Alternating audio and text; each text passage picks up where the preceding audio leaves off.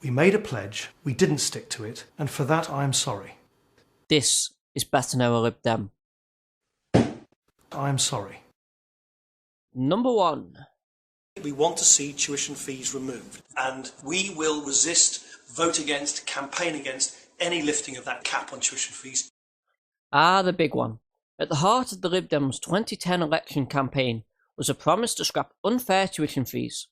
In fact, they had spent well over a decade canvassing university campuses to help ensure that there was no doubting their stance on this issue, with Nick himself stating in 2009, "It's fair, it's right. I don't think young people should be saddled with so much debt before they've even taken the first step in the adult world of work."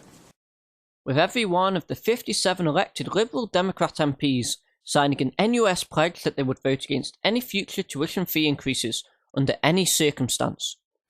We made a pledge, we didn't stick to it, and for that I am sorry. Yep, within months Nick's great plan had disappeared, and a number of Liberal Democrats ditched their pledges in order to secure governmental positions, subsequently voting for tuition fee increases of up to a whopping £9,000 for English students, making them potentially the highest fees in the world. It also meant that millions of current and future English graduates will carry lifelong debts, with your typical English university student enrolled on a 3-year course on the new rates with maintenance loans expected to leave university with around £43,000 worth of debt, with this volume of debt described by the Lib Dems as a disaster.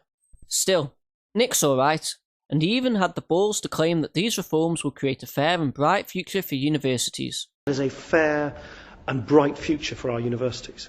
With senior Lib Dem Vince Cable, himself a recipient of a promotion in the coalition, wheeled out to claim that the Liberal Democrats had not broken their pre-election promise.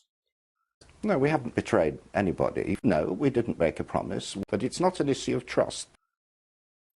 Well, clearly Vince takes his promises as seriously as FIFA take their ethics.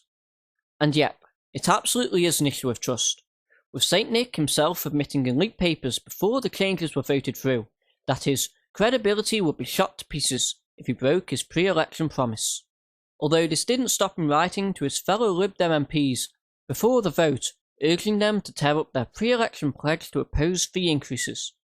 So, in his own words, Nick's credibility is being completely shot to pieces, and despite 21 Liberal Democrats commendably sticking by their pledge, a number of Lib Dems, led by Nick Clegg, abandoned their pledge and voted for higher fees.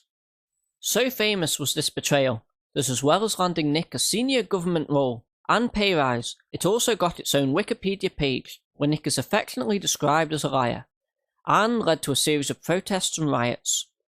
I'm sorry.